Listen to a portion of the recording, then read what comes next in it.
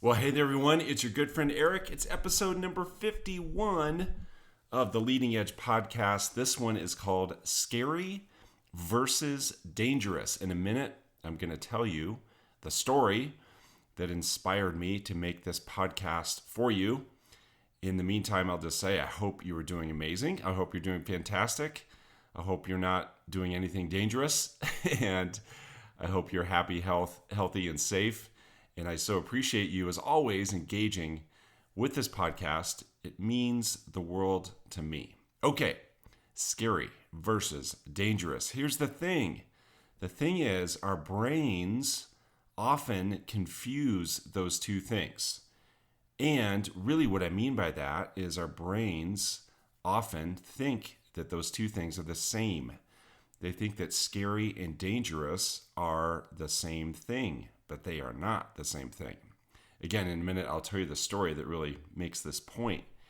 And the reason why our brains do this, the reason why our brains believe that they're the same thing or see them as the same thing, is because, you know what? They used to be the same thing, but now they're not. And when I say that used to be, what I mean is, like, let's go way back in the day, like way back.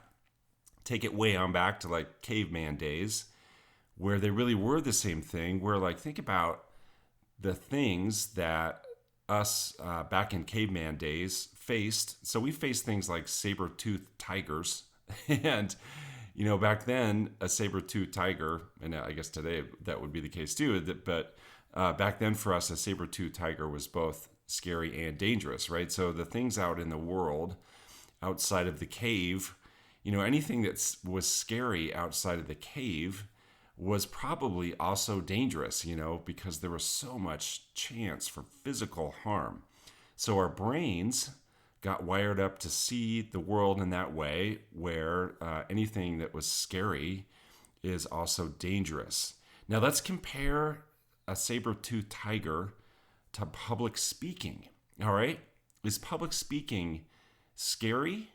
Yeah. Is it dangerous? No. Like, there's really low odds of physical harm coming out of public speaking, but we can view public speaking as dangerous. Like, our brain gets triggered in that way. It gets worked up. It conjures up bad things that may happen to us, and so we become averse to something like public speaking, because initially it's scary, and then our brain connects that to it also being dangerous. All right. So this is all something that we talk about, lessons that we learned, coaching that I give in my Alpha State mastermind group. So I host a daily mindset mastermind that really helps people with things like this. And we look at particular scenarios that people are facing. And here, though, I'll tell you the story that inspired me to make this podcast. So we are really lucky to have a beautiful reservoir near our home. It's about 20 minutes from our home. It's called Horsetooth Reservoir. It's kind of a funny name, but it's named after a rock that's right above the reservoir that looks like a horse's tooth. But anyway, the reservoir is gorgeous, and we are really, really into boating. We're really, really into spending time at that lake. Both Julie and I grew up spending time near the water, and we both just love boating, and we've made that a big part of our family's activities. So we love to go boating. So there we were up at the lake the other day. And what's cool about our reservoir is that there are several coves that you can go into. So you can kind of come out of the main part of the lake and duck into a cove, and where you'll find always a couple boats is kind of anchored and hanging out, and you can have a picnic lunch or a picnic dinner or whatever, things like that, and just kind of chill in a cove and get these beautiful views. So one of the coves has a ladder that's been installed onto a tree. And what people do is you climb up the ladder out onto this branch, and this branch is like imagine like a super thick, super sturdy branch that goes out perpendicular to the tree, and now it's, horizontal to the lake. So of course what that becomes, that branch becomes like a little diving board. So it's like people climb up the ladder, then they jump into the water. And this ladder, it's probably 10 feet high. And so the branch is about 10 feet off the water. So there we were in this cove, and we're watching kids in particular, jump off of this branch into the lake. It was fun. And my eldest daughter, who was 11, seemed clearly intrigued about what those kids were doing. And I said, hey, sweetie, do you want to go jump off that branch, or you want to go jump off the tree into the water? She said, yeah, I really want to do that. So she swam over with her life jacket on, had her life jacket on, made her way over there, and had to more kind of float over there, kind of push her way over there because she had her life jacket on, and climbs up the ladder. And we're hanging out in the boat watching her do this. And she's a really adept swimmer, very comfortable in the water, pretty adventurous kid, feeling good, feeling safe, feeling confident. We already knew I had jumped off that branch before. We knew people that had. We'd watched other people. I'd kind of scoped out what's underneath the branch to ensure that there's nothing kind of lurking under the water, like a rock or another log or whatever. I felt safe. I knew it was safe. So she climbs up the ladder. She's out on the branch, and lo and behold, what happens? She gets locked up. Okay. She is super scared up there. And she's safe because you can still hold on to the tree without jumping and not worry about, like losing your balance or anything like that. So she's totally safe, but she is scared for sure. And it's the classic thing. And we've all been there. I know I've been there. I'm guessing you've been there too, where there you are at the top of the rock or the top of the diving board. And once you get on top, it looks so much taller, right? So it's the kind of thing where that branch is about 10 feet off the water, but it looks about 100 feet off the water once you get up there to the top. So that's what's happening with Noelle. Now, she had never jumped off anything this tall. She had jumped off other things before. And so we're shouting words of encouragement to her from the boat because we're anchored nearby, like really nearby. Come on, sweetie, you can do it. You got this. Even helped her like counting down, 3, 2, 1. And she wouldn't do it. She was just totally frozen, locked up. And she started to feel a little upset. So what I did is I threw on my life jacket. I swam over to the ladder, climbed up because I figured, okay, I'm gonna help her out. I'm gonna give her some words of encouragement. I'm gonna be there with her. So I swim over, climb up the ladder, and I'm standing now next to her on this branch. And she by now is kind of upset, and she's worked up. She's really scared and doesn't know what to do. Probably feeling also a little embarrassed, and giving her some words of encouragement. So here's what happened that really triggered this podcast. She said, "Daddy, I want to climb down. I don't want to do it. I want to climb down." Now, here's the thing about this ladder. I've been using the word ladder. What the ladder is, it's a series of little pieces of 2x4 that have been nailed to this tree. And it is not like a very sophisticated, dialed in ladder by any means. It's safe to climb up. You need to use your strength, right? You're definitely, watching where you put your feet, watching where you put your hands. It's not straightforward. It's not a piece of cake to go up this ladder. However, as you guys know, with climbing up things is way easier than climbing down things. And so it would have been dangerous for sure to climb down that ladder because it could have easily slipped. Those pieces of wood that are attached to the tree are wet, and you could have easily slipped and kind of bonked into an adjacent tree or bonked into the same tree. So I didn't feel good about her climbing down the ladder. So what I said to her, I said, "Sweetie, here's the thing. Climbing down that ladder is dangerous. That's going to be dangerous. I'm not okay with that. Jumping off of this branch, I get it. It's scary. I know it's scary, but it's not dangerous." So that is really the lesson, right? That's the lesson where we confuse the two. And even sometimes we look for the way out. And the way out is actually worse than just doing what we need to do, okay? So there she was on top, viewing the jumping off that branch as being both scary and dangerous. But jumping off that branch was not dangerous. So here's how I coached her. And hindsight, this applies to anything that we view as scary. This is how you can coach yourself. Okay, so I said to her, "All right, sweetie," and she was calmed down by this point. Like, she was listening to me. She was good. She was still scared, but she was able to have a good, rational conversation with me. One thing that happens to people when they're worked up is that it's hard for them to rationalize, but literally, like biologically hard. Like the rational part of the brain shuts off when people are worked up. Anyway, so she was now able to have a rational conversation with me. And so I kind of talked it through. And so what I said to her, "Okay, sweetie, you've done things like so you've jumped off the side of our boat, which would be just a couple feet off the water, with your life jacket on." I said, "Okay, sweetie, when you jump off the side of the boat, what happens?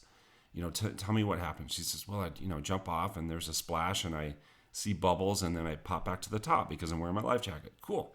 And then I said, "Okay, you've watched these other kids jump off this tree. Tell me what happens with them.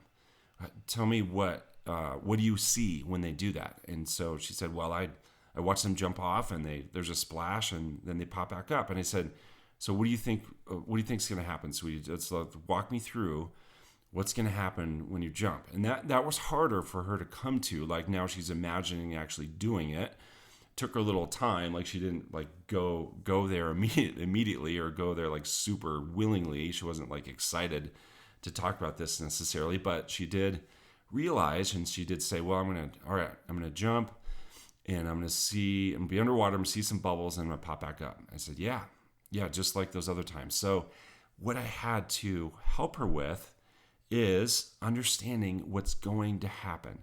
So she had to understand what was really likely to happen, what was going to happen.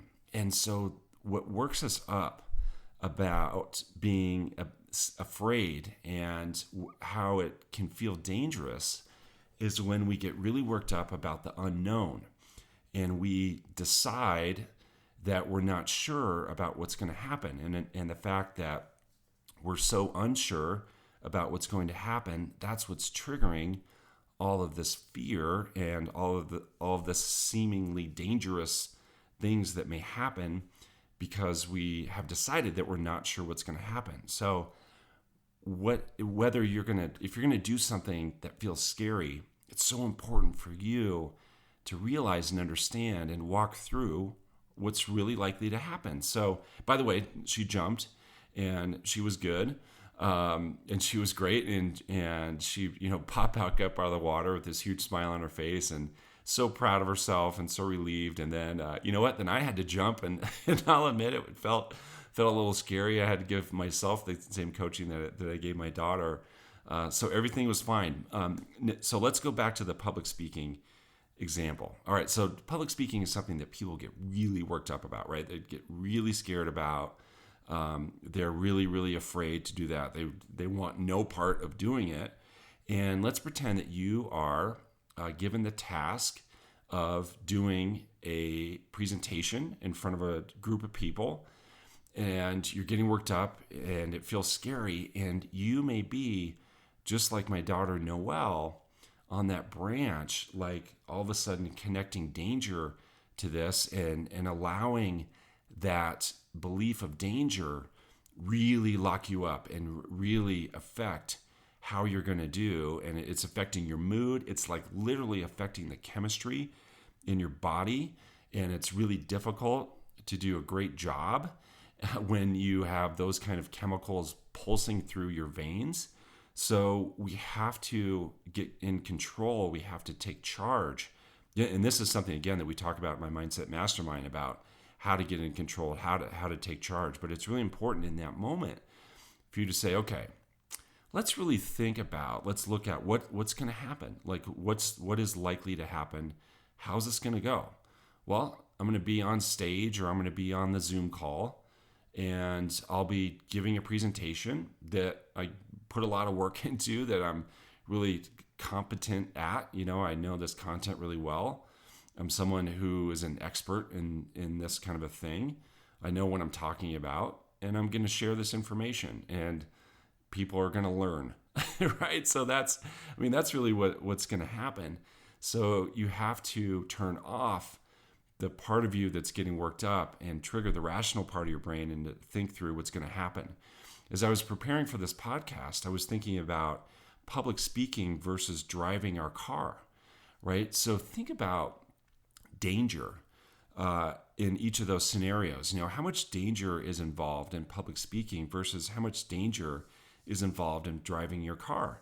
Well, there's way more danger in driving your car. Like, there's way more chance of some kind of physical hurt or some kind of an accident that would hurt you physically driving your car versus public speaking. Now, we all know that odds of a car accident are also super low, and that's the point, right? Where if I were to ask you, and let's pretend you're getting ready to drive somewhere, if I was going to say to you, so what's going to happen? Like, can you walk me through what's going to happen?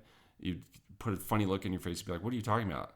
Be like, yeah, so when you're driving, what's going to happen? You'd say, well, I'm going to drive, right? I'm going to go down the road, and there'll be other cars on the road, and I'll probably change lanes a few times, I guess, and get stopped at some stoplights, but eventually, I'll make it there to the destination. Like, you wouldn't conjure up any danger in that. You would just imagine yourself just doing it. So you can do the same thing with something like public speaking, or it's a big client presentation, or it's an important conversation like with an employee, or things like that. Just really just think through what's likely to happen. See, when we drive our car, we don't view the danger. We don't focus on the danger. We don't get all worked up about the things that are so unlikely to happen, like have low odds of happening. We don't let that freeze us and keep us from doing the thing, even though there's way more danger involved with driving a car than with public speaking. So the main tool here is you want to make the unknown known. All right, that's the big takeaway for you in this. That's the coaching tool. Make the unknown known. So just like Noelle standing on top of that branch, that was unknown to her. She was worked up, feeling dangerous, because in her head, she wasn't sure what was going to happen. She wasn't sure how it was going to go down. She wasn't sure what the outcome was going to be. And we had to make that known. So we had to tie it to something she was familiar with, jumping off the side of the boat only a couple feet. We had to help her think about the other people that she saw do this, and they were more than just fine, right? So you can do the same thing. Make the unknown known, tie it to past experiences where you've done something similar, look at other people that have done the same thing, and more than anything, guys, make sure that you see scary and dangerous as two separate things, all right? Don't let your brain link the two. Don't let your brain believe that anything scary is automatically dangerous. It's just not true. Okay, hey, if you want more coaching like this, like if you want to get pumped up every day, if you want a tool, a takeaway, a mindset lesson that puts you in a really productive, powerful, focused, energetic state that allows you to make a really great contribution, what you need to do is you need to join my Alpha State Mastermind. Guys, the members of this are seeing like a significant difference in their life. All right. Like significant. And the takeaways that people are getting, and the emails that I'm getting are amazing. Like the unsolicited emails, people just sending me these notes. And I get handwritten notes too about what this has done for them. It's really awesome. So what you need to do is go to alphastateclass.com. All right. alphastateclass.com. I have a video there that walks you through how it works and how you can benefit and all the things you're going to get from it. And more than anything, it puts you into a place to go out and make a great contribution to the world. Right. And that's what we need right now, is people making great contributions. Guys, that was episode number 51. I appreciate you being a part of this as always. So love all the feedback that I get, and I know a lot of people check out this podcast. It means the world to me. I will catch you in the next one. In the meantime, enjoy life on the leading edge.